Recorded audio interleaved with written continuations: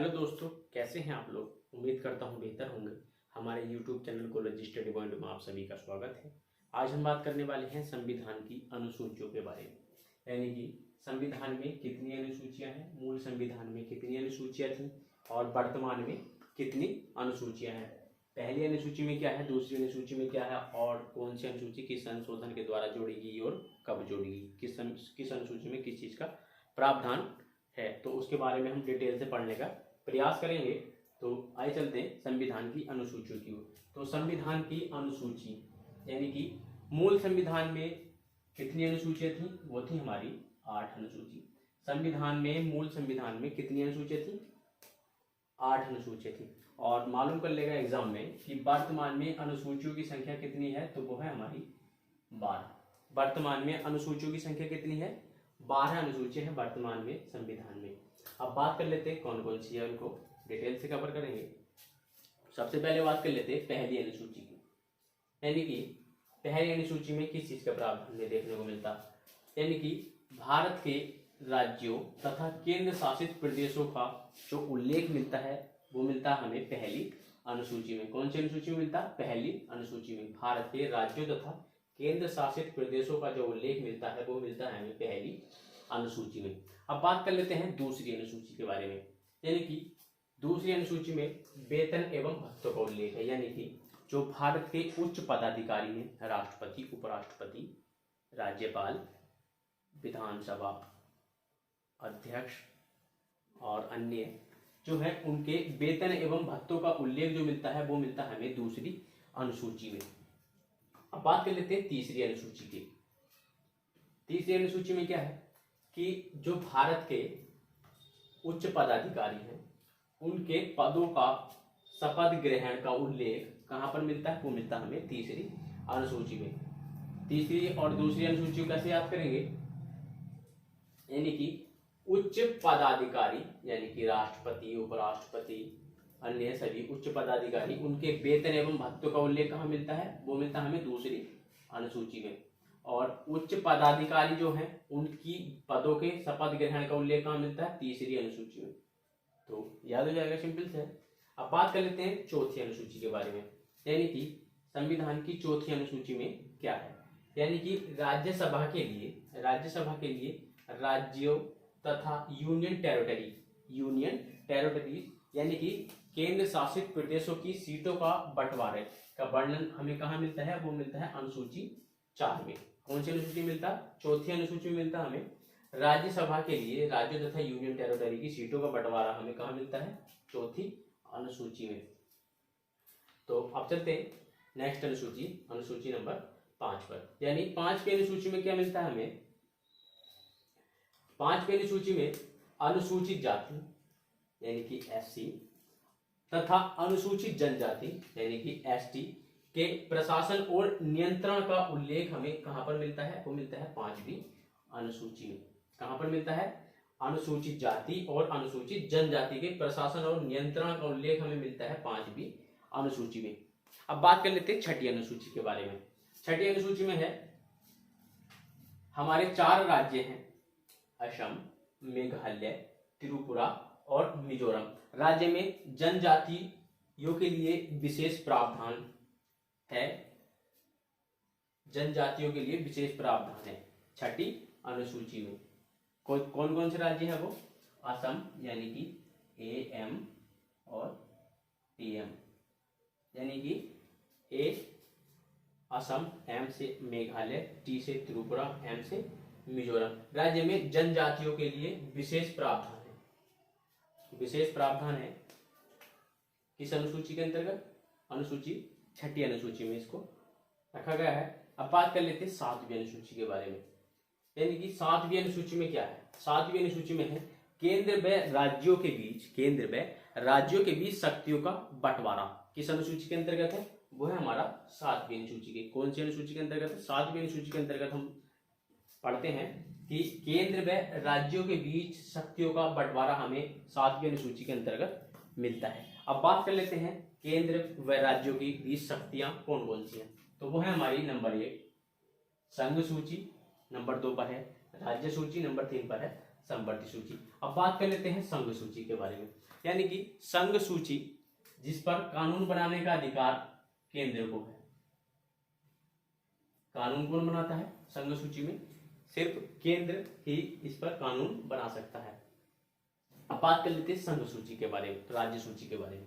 राज्य सूची यानी कि जो कानून बनाने का अधिकार है वो है राज्य के पास। किसके पास है?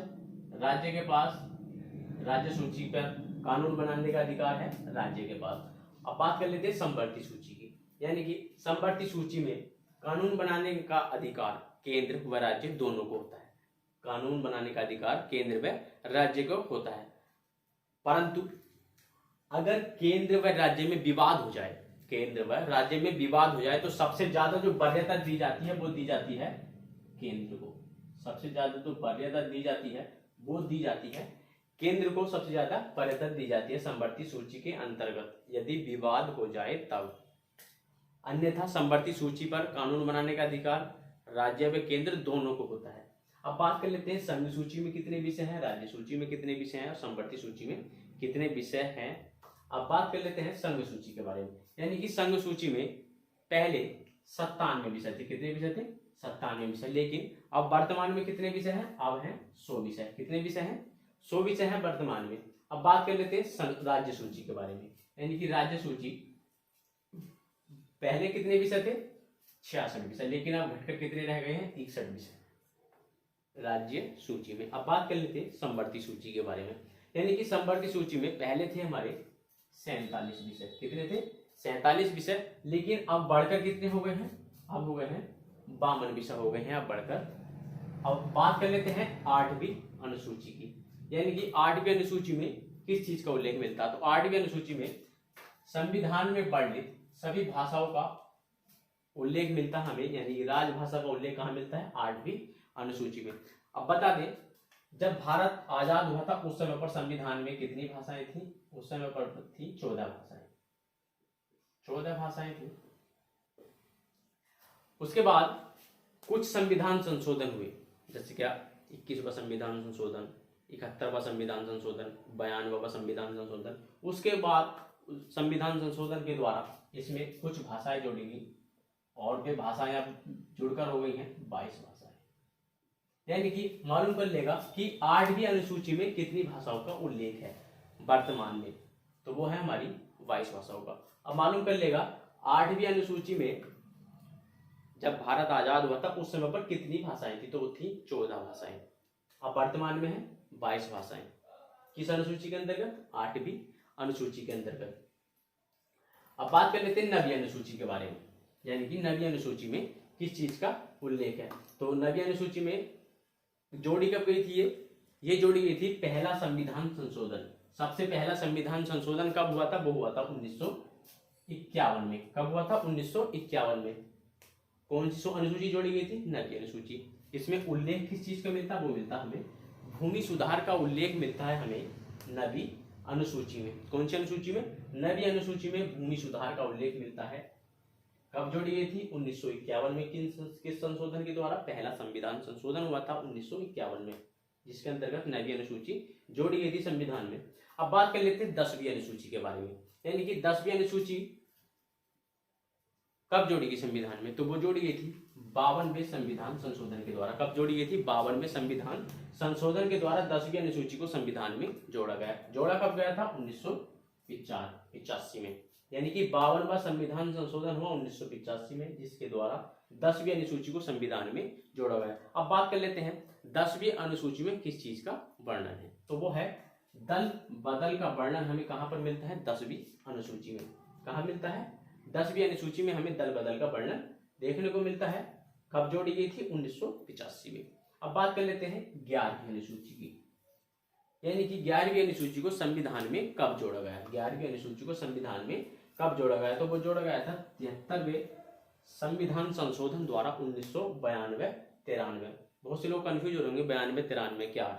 तो ये जो 1992 में इसको संविधान में ये संशोधन पास हुआ था, पारित हुआ था, और 1993 में ये लागू हो गया था। इसीलिए 1992-93 दो सन दिए होते हैं इसमें। 11वीं अनुसूची कब जोड़ी गई थी? 73वें संविधान संशोधन 1992-93 में। अब बात कर लेते हैं इसमें किस चीज का वर्णन मिलता है। तो वो मिलता है हमें पंचायत की शक्तियों की जिम्मेदारी का वर्णन हमें देखने को मिलता है 11वीं अनुसूची में। कब जोड़ी गई? 73वें संविधान संशोधन द्वारा 1992-93 में। अब बात कर लेते हैं पंचायत की शक्तियों की जिम्मेदारी के विषय कितने वर्णित हैं। तो वो है हमारे 29 विषय। कितने विषय हैं?